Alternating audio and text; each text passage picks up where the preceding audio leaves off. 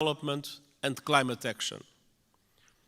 Nestled between two great powers, you have forged your own paths to safeguard your sovereignty and your independence. And your journey over the past 20 years has been wonderful to see. A new republic with a new constitution has the UN Charter at its heart. You were quick to embrace the Sustainable Development Goals and are making progress on many of them, independently of the difficult financial conditions that developing countries face in today's unfair world. Your country has successfully calmed the storms of conflict and moved from war to peace, a process the United Nations has been proud to support. Dear parliamentarian colleagues, Nepal does not stand still. Your dynamic story of progress continues today. Your graduation from least developed country status is imminent, and the United Nations is committed to supporting a smooth transition. And you are preparing the final stages of our Nepalese-led peace process, healing the wounds of war through transitional justice. A process to bring peace to victims, families and communities haunted by questions and scared by injustice, and help put the past to rest. Transitional justice can play a vital role in securing lasting peace, but we all know it's not easy. By nature, it's a delicate and complex process. We know that transitional justice has the greatest chance of success when it is inclusive, comprehensive, and has victims at its heart. When it centers on truth, reparation, and justice, when women participate fully, and when all victims of human rights violations can find meaningful redress. And I welcome efforts here in Nepal to drive progress and find solutions in this regard. And I want to tell you are not alone. The United Nations, respecting the Nepalese leadership of this process, stands ready to support you with your victim-centered process and its implementation in line with international standards, your own Supreme Court's rulings. The United Nations and Nepal are old friends.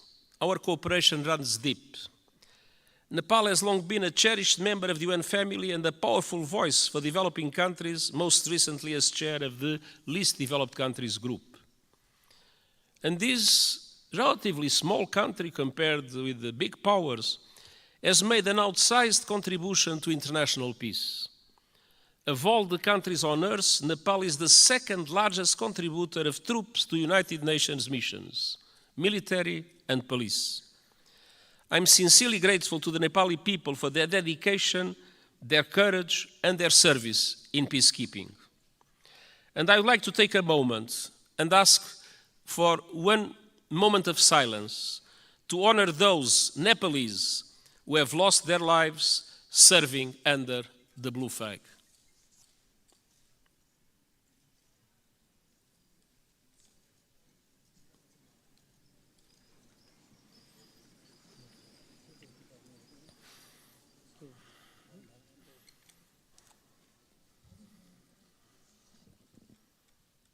हामी मौन धारणको लागि 1 minute साथ दिनेछौँ।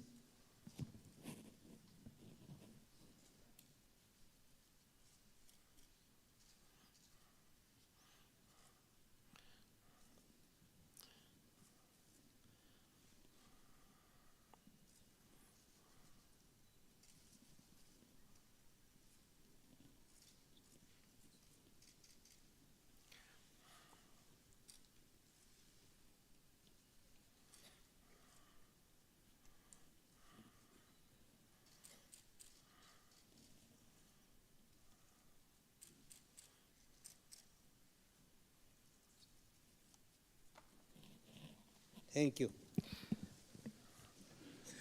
Their memory will never be forgotten, and the United Nations is proud of the exceptional contribution of Nepalese soldiers and police officers in our peacekeeping missions. Dear parliamentarian colleagues, On climate action, Nepal is a frontrunner. You are on target to reach net zero emissions by 2045.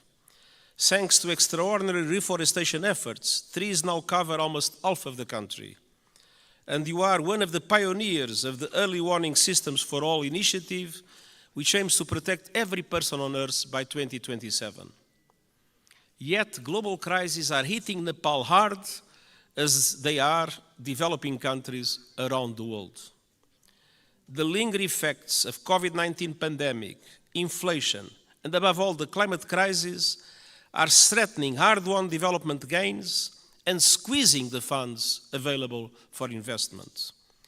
Nepal contributes a minimal fraction of a percent, 0.000%, to global emissions.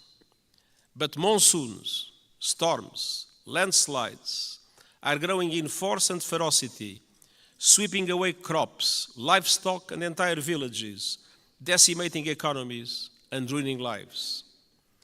In August, landslides caused by heavy rains caused devastation and killed scores of people.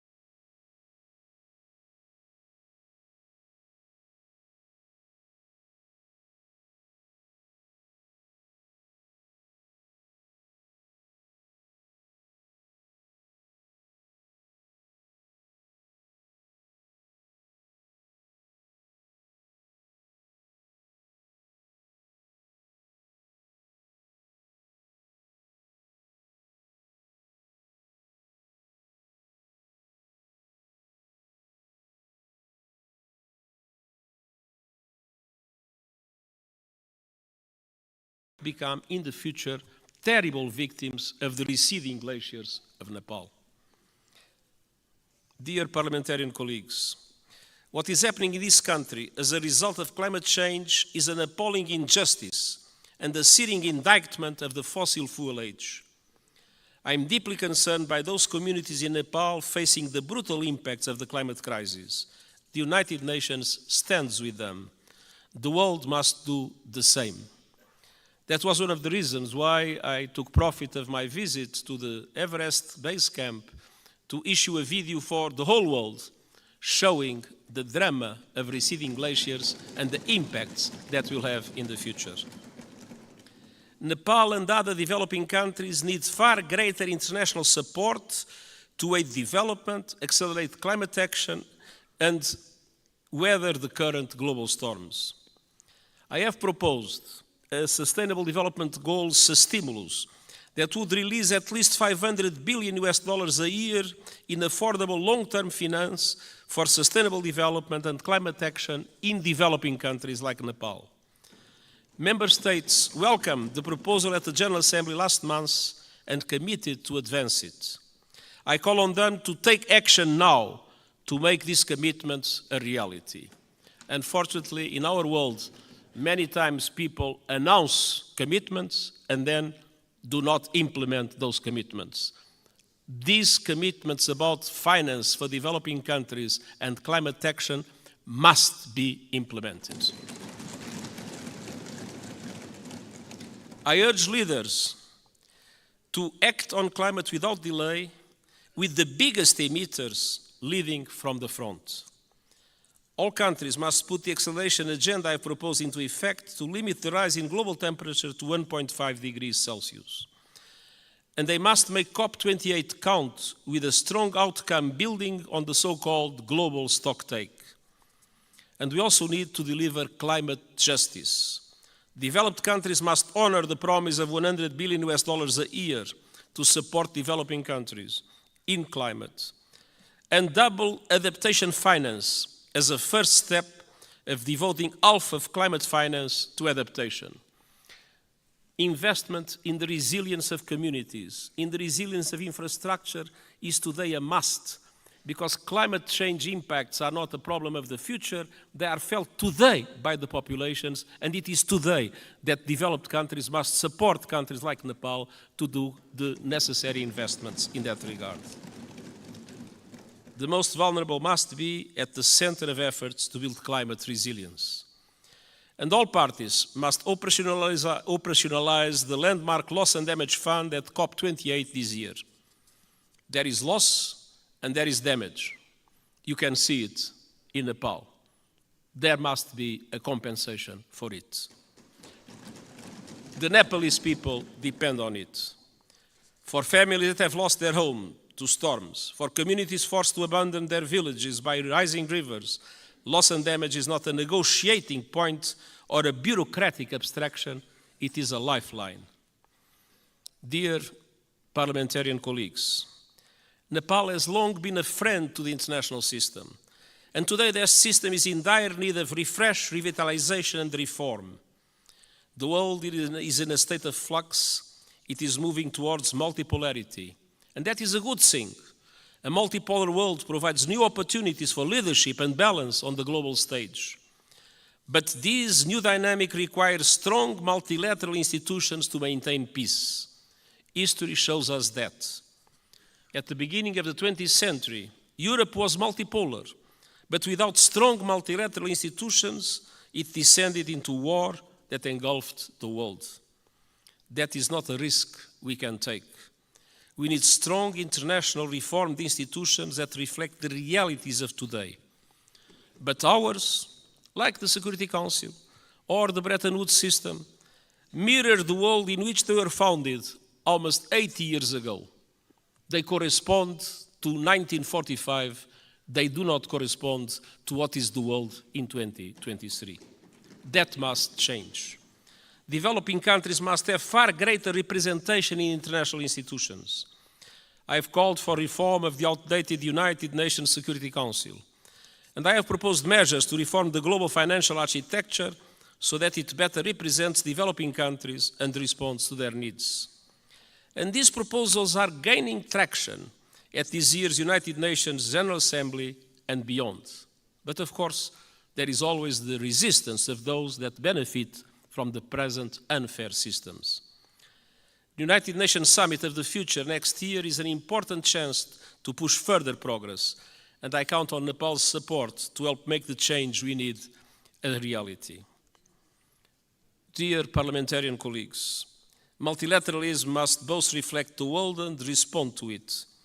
That means creating the institutions and tools we need to address new threats and to seize new opportunities.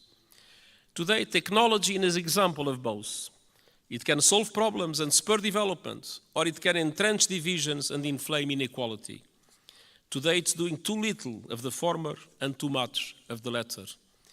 We need a global response to the technologies that are changing the world at astonishing speed, to harness them for the good of humanity. And all countries must have a say, not only the most rich countries in the world that have more resources to develop those new technologies. My high-level board on artificial intelligence includes experts from G77 countries, the Global South. It will report this year, so member states can consider global governance options for artificial intelligence. And it must also bring the benefits of technology to all and ensure that a new technological era, no one is left behind. This is the purpose of the Global Digital Compact the United Nations is proposing. It aims to bring together governments and industry to ensure that technology works for all and accelerate the Sustainable Development Goals. And I hope the Summit of the Future will be an excellent chance to push progress. As a steadfast champion of multilateralism, peace, and developing countries' interests, Nepal will be a vital ally at the summit. Dear parliamentary colleagues, it has been my great pleasure to visit this extraordinary country over the past few days. What I've seen confirms a simple truth. Nepal is a friend of the world, So the world must be a better friend to Nepal. And the United Nations will never stop fighting to make that a reality, and I thank you.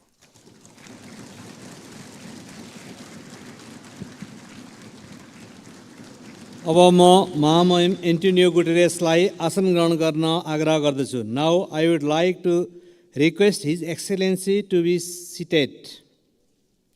माननीय सदस्यहरू, संयुक्त राष्ट्रसङ्घका महासचिव महामहिमबाट आज सङ्घीय संसदको दुवै सदनको संयुक्त बैठकलाई भएको सम्बोधनप्रति निम्नलिखित धन्यवाद प्रस्ताव प्रस्तुत गर्दछु.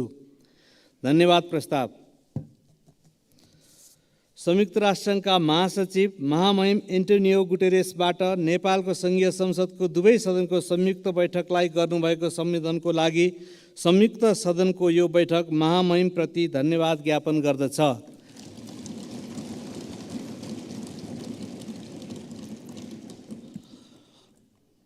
Motion of thanks.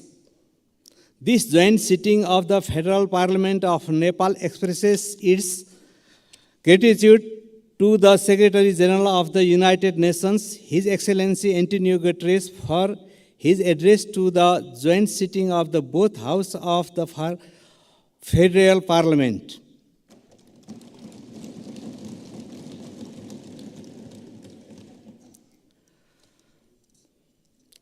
माननीय सदस्यहरू, उक्त धन्यवादको प्रस्तावलाई सहमति जनाइदिनु हुन म आग्रह गर्दछु.